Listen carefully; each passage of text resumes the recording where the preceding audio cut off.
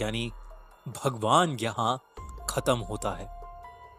यही लिखा था एबी के काटा मोनेस्ट्री के उस खौफनाक दरवाजे पर, जिसके सामने दो नन्स खड़ी थीं।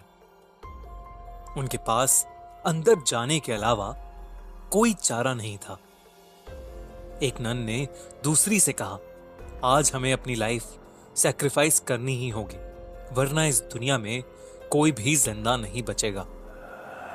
उन दोनों ने उस दरवाजे को खोला और काटा मोनेस्ट्री के अंदर चली गईं। वहां उनका इंतजार एक भयानक दिखने वाली नन कर रही थी, जिसका नाम वैलिक था। वैलिक ने एक नन पर हमला करके उसे वहीं मार डाला। मरते मरते उस नन ने दूसरी नन को एक चाबी दी और कहा कि उसे ही ये करना होगा। दूसरी नन ने वो चाबी ली और किसी चीज की तरफ भागी, लेकिन इससे पहले कि वो कुछ कर पाती, वैलिक उस पर भी हमला करने लगी। लेकिन वो वहां से भाग गई और इससे पहले कि वैलिक उस तक पहुंचती, उसने फांसी लगाकर खुद को मार डाला। जब इन दोनों नन्स के मरने की खबर रोमानिया के एक महान प्रीस्ट के पास पहुंची, तो उसने इन सब बातों की तहकीकात करने की सोची और वो अपने साथ एरिन नाम की एक नन को लेकर एबी आ गए, जहां वो दोनों नन्स मारी गई थीं। सिस्टर एरिन के पास एक खास ताकत थी।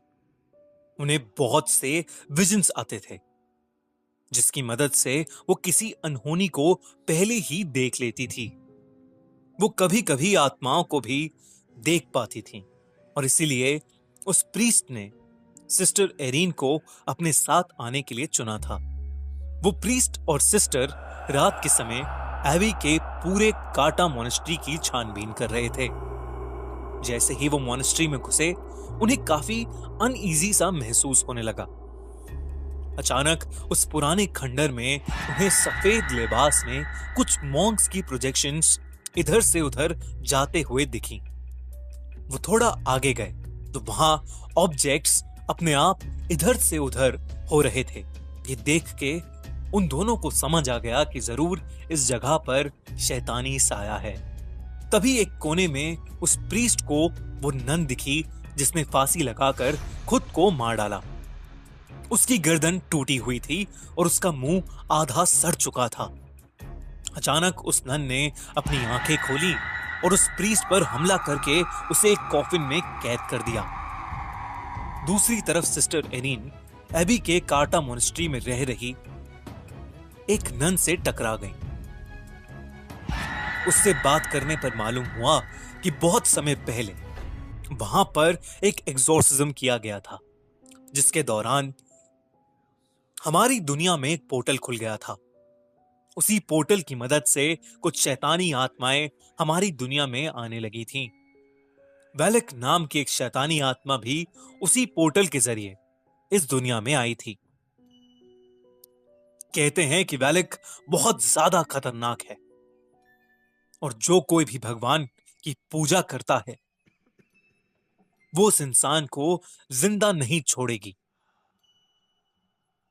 सिस्टर एरिन ने उस नन से पूछा कि वो किस तरह वैलिक को हरा सकते हैं। ऐसे में उस दूसरी नन ने कहा कि उसे सिर्फ जीसस क्राइस्ट के खून से मारा जा सकता है।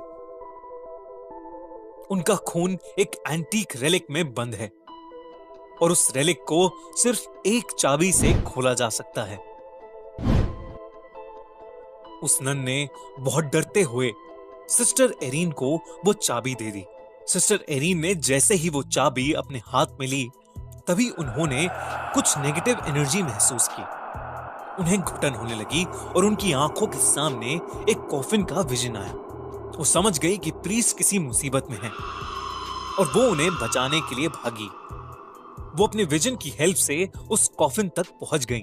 उस कॉफिन के अंदर बहुत से सांप थे जो प्रीस्ट को अंदर से खींच रहे थे, लेकिन एरिन ने प्रीस्ट को किसी तरह बाहर निकाल ही दिया। जैसे ही प्रीस्ट बाहर निकले, सिस्टर एरिन ने देखा कि उन सारे सांपों के बीच वैलिक लेटी हुई थी, जो कि प्रीस्ट को बाहर नहीं जाने दे रही थी। इससे पहले कि वो कुछ समझ पाते, वैलिक अचानक से गायब हो गई। सिस्टर एरिन ने प्रीस्ट को वो चाबी दी और उन्हें बताया कि वेलिक को कैसे खत्म किया जा सकता है। प्रीस्ट ने पूछा कि उसे ये सब कैसे पता लगा। सिस्टर एरीन ने कहा कि एबी की काटा मोनेस्ट्री में रहने वाली एक नन ने उसे ये सब बताया। इस पर प्रीस्ट ने कहा कि काटा मोनेस्ट्री में तो कोई भी नहीं रहता, वो तो पूरी तरह से उजड़ा हुआ है। सिस्टर एरीन ये सुनकर बहुत चौंक गई। इसका मतलब ये चाबी उन्हें जिसने दी थी वो भी एक आत्मा ही थी जो वेलिक को हराने के लिए उनकी मदद कर रही थी। प्रीस्ट ने उस चाबी की मदद से कुछ मंत्र पढ़े जिससे उन्हें पता लग गया कि वो एंटीक रेलिक कहां पर है जिसमें जीसस क्राइस्ट का खून था।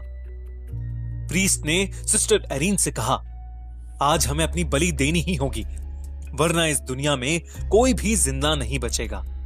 वेलिक उनका वहीं इंतजार कर रही थी।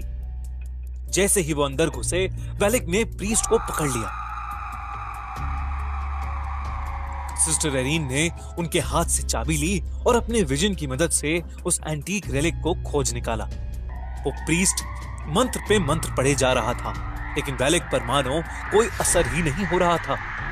अंत में उसने प्रीस्ट को बड़ी बेरहमी से मार डाला। अब वो सिस्टर एरीन के पास आ रही थी, लेकिन सिस्टर ने उस रेलिक को खोज लिया था। वेलिक ने सिस्टर को उनकी गर्दन से उठा लिया, लेकिन सिस्टर ने जल्दी से जीसस का खून वेलिक के ऊपर फेंक दिया। देखते ही देखते वेलिक बुरी तरह से जलने लगी। वो जोर जोर से चिल्लाने लगी और वहां से गायब हो गई। Sister arene